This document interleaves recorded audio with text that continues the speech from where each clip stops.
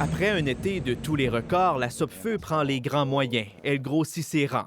Au total, les effectifs de la Sopfeu vont augmenter de 32 c'est-à-dire 160 personnes de plus. La Sopfeu compte actuellement 240 pompiers forestiers. Il s'en ajoutera 80 au cours des 2 prochaines années.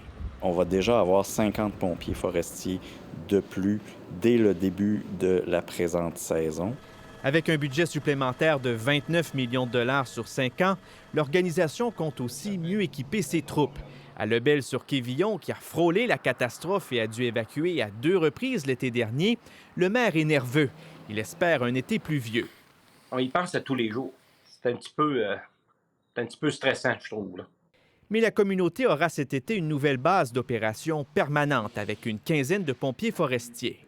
Je vous le dis, là, ça va m'aider à dormir. Je vais me sentir beaucoup plus en sécurité de savoir qu'il y a des gens qui s'occupent de ça sur mon terrain, pas à 200 km. J'espère qu'on ne revivra pas l'été passé comme l'été passé cet été. À Chibougamau, la mairesse tente de rester positive. Celle qui a dû faire évacuer ses 7200 résidents se croise les doigts. C'est sûr qu'il faut apprendre à vivre avec la situation où on risque d'avoir des feux de forêt. Les changements climatiques sont là et on les voit. Selon Manon Cyr, il faudra plus d'argent des gouvernements pour la Sopfeu et ses avions-citernes. Parce qu'au sein de la flotte de 14 appareils, les 6 CL-215 sont très vieux et atteindront leurs limites bientôt. Certains ont jusqu'à 50 ans et leur fiabilité commence à décroître avec les années.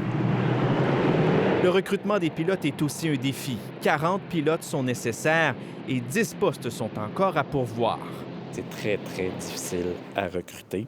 On n'en a pas autant qu'on le souhaiterait. La Sopfeu mise aussi sur la sensibilisation.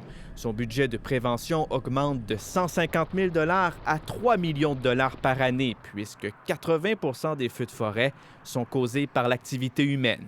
Ici Pierre-Alexandre Bolduc, Radio-Canada, à Québec.